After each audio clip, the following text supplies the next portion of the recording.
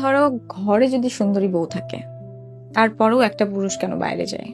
ঘরে সুন্দর পুরুষ বা সুন্দর নারী থাকলেও আর একজন বাইরে গিয়ে সম্পর্কে জড়াচ্ছে এবং দেখা যাবে যে ঘরের বউয়ের চেয়ে যে যার সঙ্গে প্রেমে পড়ছে ওই মেয়েটা অনেক অসুন্দর, অযোগ্যতা সম্পন্ন। যেই পুরুষটার কাছে যাচ্ছে একটা মেয়ে, সেই পুরুষটা অনেক কম যোগ্যতা, কম টাকা পয়সা, কম দেখতে ভালো। কেন যায়? কেন যায়? একটা মেয়ে বা ছেলে সারাদিন কাজ করে যখন বাসায় আসে, আসার পরে সে একটু শান্তি চায়, আশ্রয় চায়, নিরাপত্তা চায়, স্বস্তি চায়।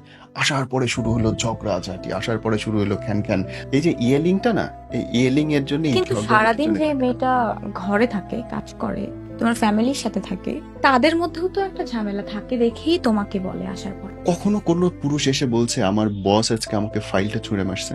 বলে নাই। হয়তো বা বলেনি, কিন্তু তার রাগের বহিঃপ্রকাশটা বউদের উপর করে। বলেনি, সেটা বলছি।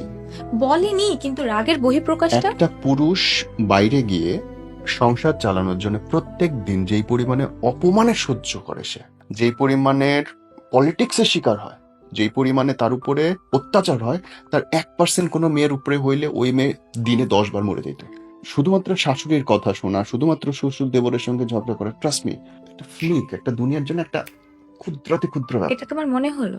তোমার এটা রিয়ালিটি। এত বছরের এক্সপিরিয়েন্স থেকে তোমার এটা মনে হলো যেটা খুব ক্ষুদ্র? সত্যি।